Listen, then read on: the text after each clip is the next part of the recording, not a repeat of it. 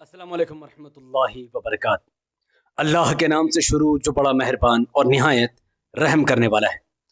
मैं हूं मोहम्मद हफीज अंसारी और आप देख रहे हैं द पॉलिटिकल।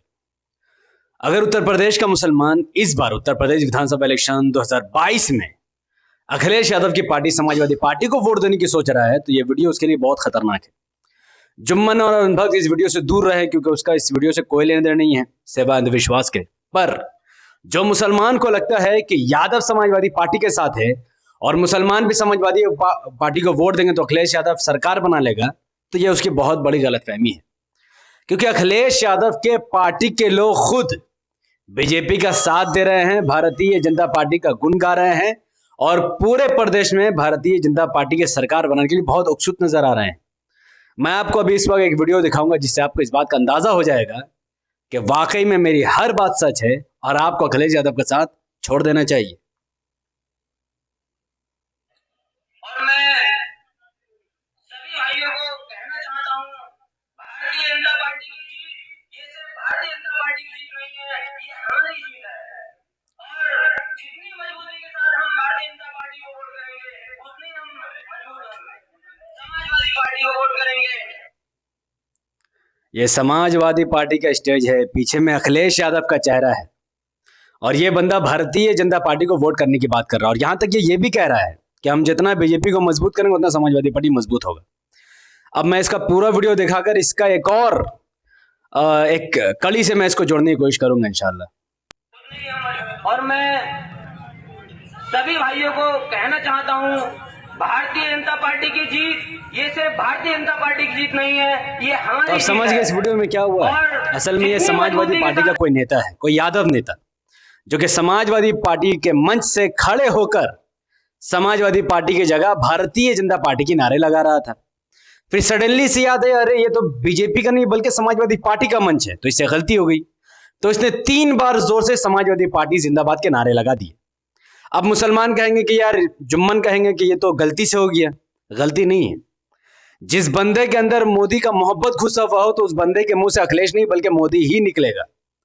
कोई इंसान कैसे गलती कर सकते हैं? क्या कभी इमाम के मंच से आप सुन सकते हैं कि मोदी प्रधानमंत्री बन जाए, इमाम उसके साथ है? आप कभी सुन सकते हैं ऐसा? क्योंकि मोदी हमारा बहुत बड़ा दुश्मन है, बीजेपी हमारा दुश्मन है, देश के लिए हानिकारक है, तो हम कभी भी बीजेपी के साथ नहीं दे सकते। इसके मुंह से अगर अखिलेश यादव की जगह शिवपाल निकल जाता तो मैं समझ सकता था, पर इस तरीके से कहना कि भारतीय जनता पार्टी को वोट दिया जाना, योगी मोदी की तारीफ करना, यह दर्शाता है कि यादव कम्युनिटी के अंदर मोदी की मोहब्बत अंदर तक घुसी हुई है। अब मैं आपको एक और वीडियो दिखाऊंगा जिससे ये शक आपको यकीन में बदल जाएगी इंशाअल्लाह। ये है वीडियो। समाजवादी का झंडा आपको इसमें क्लियर दिखता होगा। समाजवादी का झंडा बहुत क्लियर आपको दिख रहा है। 2 टोपी वाला टोपी पहनकर गाड़ी चला रहा है। असल में ये समाजवादी पार्टी की रैली में निकला हुआ है, सही है। अब चूंकि इसके मुंह से निकलना चाहिए अखिलेश यादव जिंदाबाद या समाजवादी पार्टी जिंदाबाद, पर फैक्ट यह है कि इसके मुंह से समाजवादी पार्टी जिंदाबाद नहीं निकला और ना ही अखिलेश यादव जिंदाबाद निकला। जो निकला वो मुसलमानों को जरूर देखना चाहिए।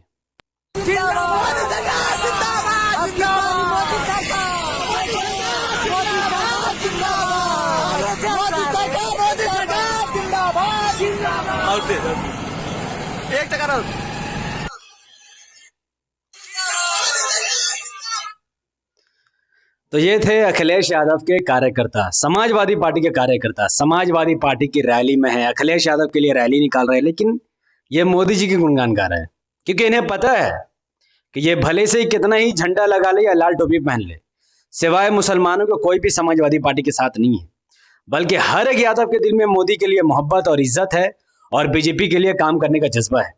यहाँ पर भले ही समाजवादी पार्टी के पैसे खर्च हो रहे हों या भीड़ समाजवादी पार्टी के नाम पर हो, पर एक एक यादव के दिलों में भारतीय जनता पार्टी को वोट देने की चाहत मौजूद है। और इससे ज्यादा मैं क्या साबित करूं आपको। ये तमाम वीडियो वायरल होने के बाद कुछ मुसलमानों के आंखों में शर्म आई है, जहां पर उन्होंने समाजवादी पार्टी के झंडा को निकालकर बाहर फेंक दिया और AIMIM के झंडा को अपने छतों पर जगह दी है।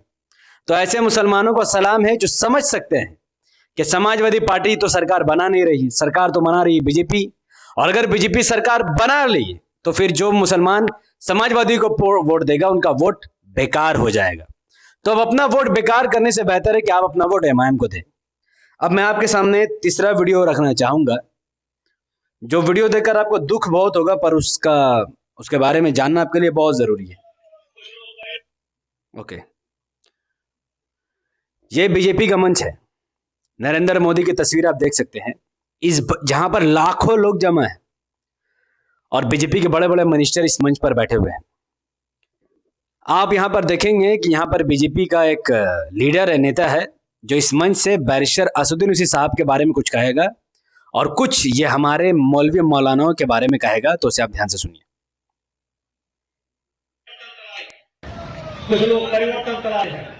भाइयों, 2014 के पहले जब समाजवादी पार्टी की सभा होती थी, उनके मंच पर जब तक कोई मौलाना न हो तब तक सभा का संचालन नहीं शुरू होता था। उनकी गाड़ियों पर जब तक मौलाना न हो तब तक प्रचार नहीं शुरू होता था।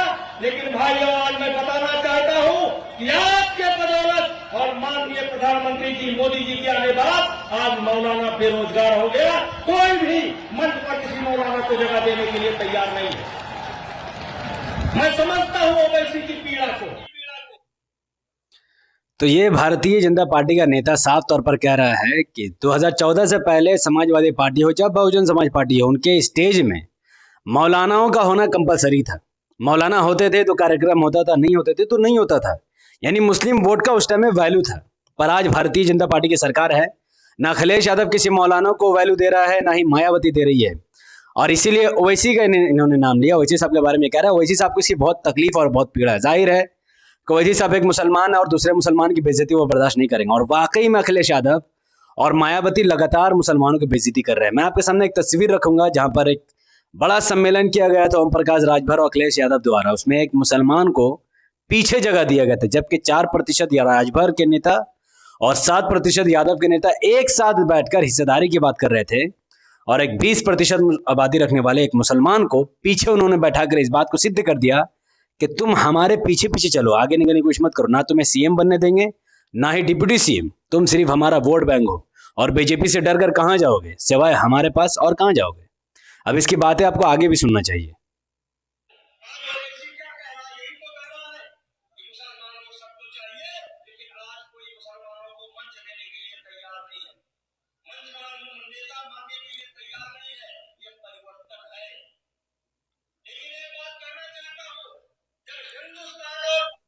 तो ये कह रहा है कि बीजेपी की नज़र में हिंदुओं के लिए बहुत बड़ा विकास हो गया कि मुसलमानों का कोई वैल्यू नहीं है, कोई इज्जत नहीं है। ना अखिलेश मुसलमानों का वैल्यू दे रहा है, ना मायावती दे रही है। तो यह मोदी जी का बहुत बड़ा कारनामा है, जिसके दम पर ये आने वाले विधानसभा इलेक्शन 2022 में हिंदुओं का वोट मांग रहा है। अब आगे सुनिए।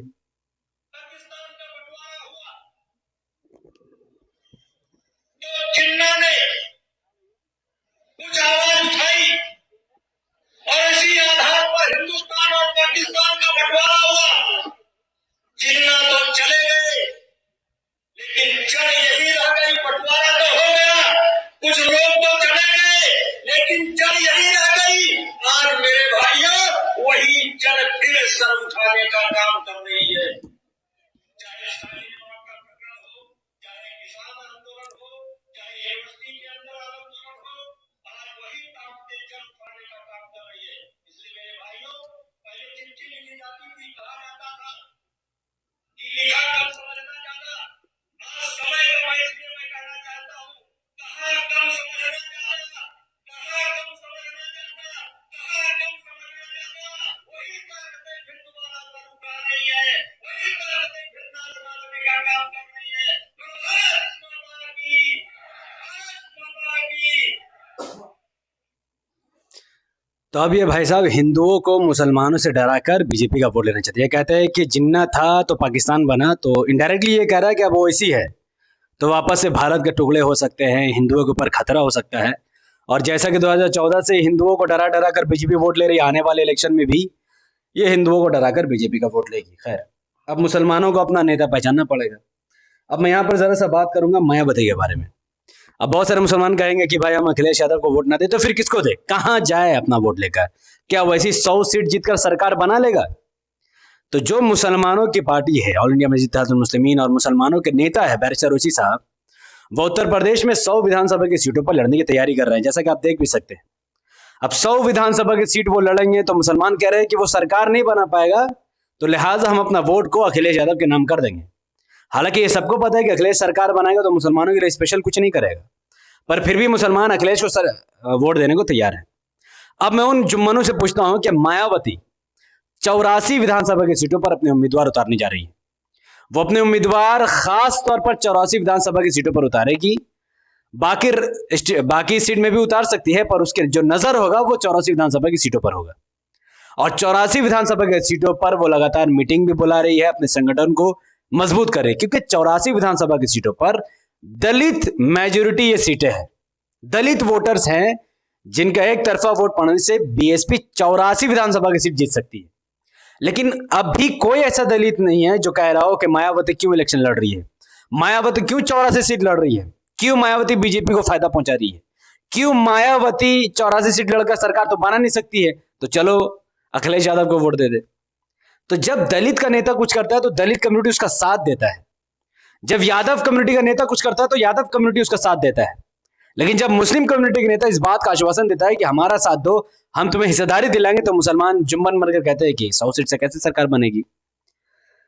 चलो मान लो कि मायावती 24 सीट लड़कर किसी तरीके से 25 से 30 विधानसभा की सीट जीत जाए, और मान लो कि ओवैसी साहब 100 सीट लड़कर किसी भी तरीके से 30-35 सीट जीत जाए, यानी मायावती ओवैसी साहब मिलाकर 60 सीट अगर जीत जाते हैं, उत्तर प्रदेश में सरकार बनाने के लिए 202 विधानसभा की सीट की जरूरत है।